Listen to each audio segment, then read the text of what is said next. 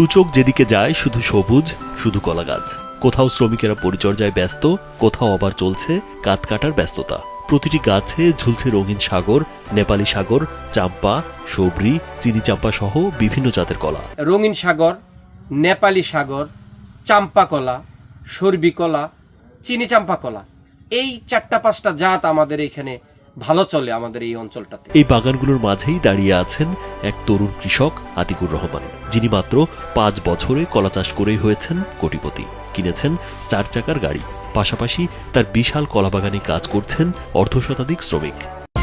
নিন মজাদার গোলমার্ক পপ, কুড়মুড়ে বাইটে ফুরফুরে লাইফ। কাল ভাই এটা তারা রুই রোয়ার পর মনে করেন গাছ বড় হইলে ওরা বাইরে হইলে মনে করেন বেচা হইলে আমরা বিক্রি করি। করোনা পরবর্তী সংকটের দিনগুলোতেই আতিকুরের মাথায় আসে নতুন চিন্তা।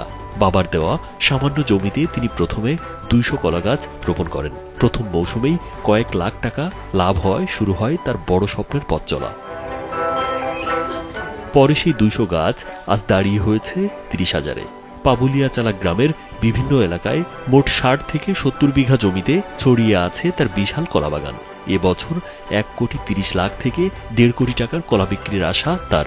শুরুটা করেছিলাম খুব ছোট্ট করে, আমি প্রায় ৬০০ সরবি কলা লাগিয়েছিলাম। ৬০০ কলা গাছে আমার প্রায় ১.৫ থেকে ২ লক্ষ টাকা ওই সময়টাতে লাভ করি। ধাপে ধাপে এখন এই মুহূর্তে আমার প্রায় ৩০,০০০ কলা লাগানো আছে। এই বছর ১০,০০০ কলা আছে। আপনার আমি যেখানে দাঁড়িয়ে আছি এখানে ১০,০০০ কলা আছে।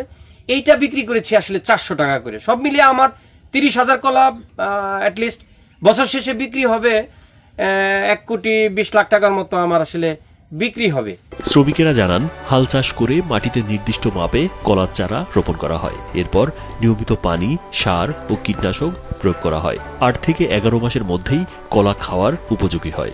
সংগ্রহ করে আনি আইনা পরে বোনার পরে কিছুদিন যাওয়ার পরে পানি দেওয়ার পরে তা একটু বড় হইলো, বড় হওয়ার পরে সার দিয়ে দেই, পরে আস্তে আস্তে বাকি কামগুলো করে লাই। সব ভালোই, এখানে কাজ করতে ভালোই লাগে। আতিকুর রহমান গাজীপুরের কালিয়াকৈর উপজেলার পাবুলিয়াচারা গ্রামের আব্দুস সালামের ছেলে। পরিশ্রম, সাহস এবং দূরদর্শিতায় দেখিয়ে দিয়েছেন কৃষিকাজ এখন শুধু টিকে থাকার লড়াই নয়, এটা হতে পারে সম্ভাবনার সবচেয়ে উজ্জ্বল পথ। রাজীব বিশ্বাস, কালবেলা।